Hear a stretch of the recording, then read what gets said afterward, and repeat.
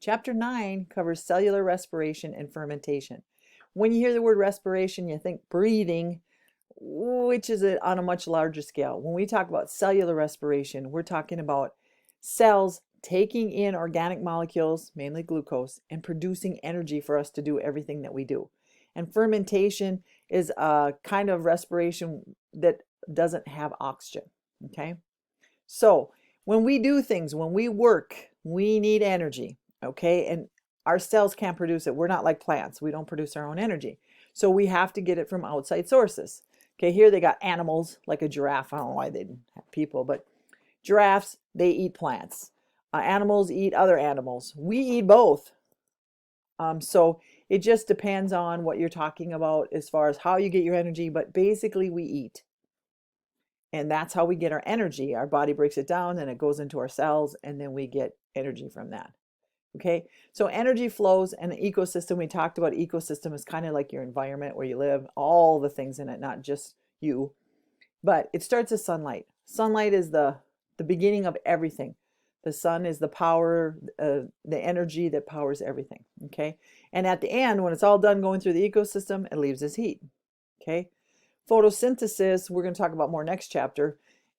It generates oxygen and organic molecules. Organic molecules is glucose, sugars, okay, our food. We use those in cellular respiration. What's cool when we're done with cellular respiration is we produce carbon dioxide and water. Well, guess what they need for photosynthesis? Carbon dioxide and water. So it's really neat that these two are just the reverse of each other. Okay. Cells use chemical energy and it's stored in organic molecules. Like I said, glucose is what we're looking for. Glucose goes in through and it goes through all these different little cycles, which we'll talk about, and they generate ATP. And we've talked about ATP before, adrenaline triphosphate, that those high energy phosphate bonds is where we get our energy. That's where we get our work done.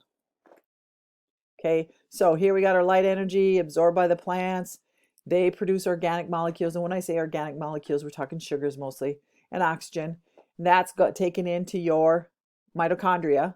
Okay, and the mitochondria produces ATP, and then once we use ATP, we give off heat energy, and then it goes back here and back into the system. So it's really nice because it recycles, but this is where it starts with the sun energy, and when we're all done, we have heat energy. Okay, so these are catabolic pathways. In other words, if you remember from metabolism, catabolic means to break down, anabolic means to build. They're all part of our metabolism, okay? But they yield energy for oxidizing organic fuels. Okay, so catabolic pathways release stored energy by breaking down complex molecules. Okay, when you eat crackers have a lot of starch in them. We're going to break starch down into glucose and we'd use it. Proteins we break down into amino acids, but we can get glucose out of them too. So we can break down all of our complex molecules into simple ones, and that's what a catabolic pathway is. Okay, when we're talking about respiration, you'll see the last step is what they call electron transfer, and that's where we get a lot of our energy from. It's really important in the pathway. This is where a lot of the ATP is formed. Okay, so all of those processes, breaking it down, transferring the electrons and everything, is really important to cellular respiration. And again, this is where we get our energy. This is where ATP is formed, so we can do everything: walk, talk, think, digest our food, our heart pump, all that stuff we need ATP for. Okay, so when we have catabolic pathways, we produce ATP. Okay, so we break down organic molecules. Okay, we break them down and we send them into the mitochondria. Okay, now if we have oxygen, that's the ultimate. We need we don't have to have it, but if we don't, then we don't get nearly as much ATP. So that process would be called fermentation. And fermentation is where we partially break them down because we don't have enough oxygen, or we don't have any oxygen. And it has its purposes too, and we'll talk more about that later. Okay, so when we're talking about respiration, we actually have two kinds. We have aerobic and anaerobic. Okay, anytime you see an in front of a word in science, it means without. So anaerobic is without air or oxygen. Aerobic is with. When we have oxygen, we produce a lot more ATP. So if we start, taking glucose into our mitochondria and start going through the process of breaking it down, If there's oxygen there, then we get way more ATP.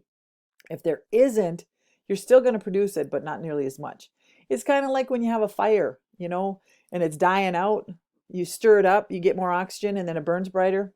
Okay, so aerobic produces a lot more ATP because it has the oxygen, anaerobic doesn't. Okay, so cellular respiration, the process that we take in food, especially glucose, and we get energy from it, actually uses both aerobic and anaerobic. Okay, but we tend to refer to it as aerobic because it kind of quits in the middle with the anaerobic, so we just keep going and doing the whole cycle, but they're both there. Okay, and then carbohydrates is our main fuel. That's what we want because it's the easiest to break down. If you eat carbohydrates, their glucose molecules all slap together. Okay, so that's what we want. So we just have to break them down into smaller parts. But we can do it with fats and we can do it with proteins. We can consume those as well. Okay, it's just harder with those guys. It's much easier to break down carbohydrates. That's why carbohydrates are our quick source of energy. If somebody wants something, right now they eat pastas, which have starches, and we eat candy bars and all that, simple sugars, whatever. So those are our quick source, and that's the easiest thing for us to break down is the carbohydrates. And here's our, right here, this is respiration, excuse me. Here's glucose plus oxygen. We end up with carbon dioxide and water plus energy. Okay, so this is really the reaction that keeps us moving, grooving, and everything else. Okay. All right, so the stages of cellular respiration. Well, first thing we got to do is get that glucose.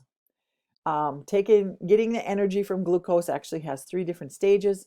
The first one is called glycolysis, and that's where we break down glucose into 2 different molecules. It's called pyruvate, and I'll show you. Dog? Sorry. Glucose needs to be broken down. It comes in. We don't usually get things as glucose. We get them as polysaccharides, so we got to break it down. Okay. Then after it goes through that, it goes through what they call the citric acid cycle. Sometimes it's called the Krebs cycle, but that's where we completely break down the glucose. So we start to break it down up here, glycolysis, and then this is where we completely break it down. And then the last step is called oxidative phosphorylation. When I took classes, we called it the electron transport system. So it got changed, I guess. But this is where the ATP is produced. There's a little bit right in here, a couple, but this produces like 30. So this is really where we get our ATP. But honestly, in between these 2 guys, there's a little couple step process too. So I almost wonder if they should have 4, but these are the 3 main steps of cellular respiration. Glycolysis, breaking the glucose down into smaller molecules. Then the citric acid or the Krebs cycle, that's where we completely break it down. And then we take it and we put it into the oxidative phosphorylation. Like I said, I suppose they call it this because they add the phosphate group. We just used to call it the electron transport system. Okay, so here it is. We've got glucose and we turn it into pyruvate. We actually get 2 of them. This is a step I was telling you about that they don't really list. We actually have to do, when we get to this point, we actually have to add oxygen to it, and it changes into what they call acetyl-CoA. That happens right as soon as it gets into the mitochondria. Then that goes into the citric acid cycle, and then it goes into electron transport. See, there it is. That's what they used to always call it. So you get this level here, and then you produce ATP throughout. Okay, so oxidative phosphorylation accounts for almost 90% of the ATP. Okay, that's the main one that gives us our ATP molecules, gives us our energy. Okay, there are some ATP that are formed during glycolysis. Okay, glycolysis is that first step, and then the citric acid too. They might produce 1 or 2 ATP. So they do produce a little bit, but really when it comes down to it, it's that last system. That's where a lot of them gets produced. Okay, so for each molecule glucose, if you take a molecule glucose and you degrade it through respiration, where you get your carbon dioxide and your water, that's what's going to be 2 of the products. The cell makes 32 molecules of ATP. Honestly, that's kind of an estimation because some things don't work in other spots, but that's kind of the standard, 32 molecules of ATP. I wish I could tell you how many molecules we need every day. I don't know that. But that's how many molecules of ATP are produced. But we have lots of cells, lots of mitochondria. So if they're all producing the ATP, I get it. Okay. So what ends up happening is kind of like, in this process of respiration, there's a lot of enzymes. Like I think the citric acid needs 8. But you have your substrate, whatever it is, and then you have your ADP that comes in. Well, it's energy bond. We're going to add that to the ATP. So when we're done, we're going to have a product. This might be carbon dioxide. It might be, plus your ATP. So enzymes help this process along. And then what we do with the glycolysis. Glycolysis, lysis means to break down, you guys. Okay. So we're breaking down glucose. It harbors some of the chemical energy. It oxidizes glucose. So we're going to take glucose and we're going to add oxygen to it. And that's going to produce the first part of the process. The pyruvate is a molecule that we need to go through the cellular respiration. Okay, so glycolysis is splitting the sugar, okay, breaking it down into the 2 molecules. So if you take 1 molecule of glucose, you add oxygen to it, you get 2 molecules of pyruvate. Okay. Okay, glycolysis occurs in the cytoplasm. It does not occur in the mitochondria. Okay, this is the step that happens. Once this happens, then it goes into the mitochondria. Okay, but it has 2 major phases. We have energy investment and energy payoff. Okay, but again, we got to take that glucose and we got to add oxygen to it. And so we end up with 2 pyruvate. Now they're the ones that go into the mitochondria. Okay, and glycolysis occurs whether oxygen's there or not.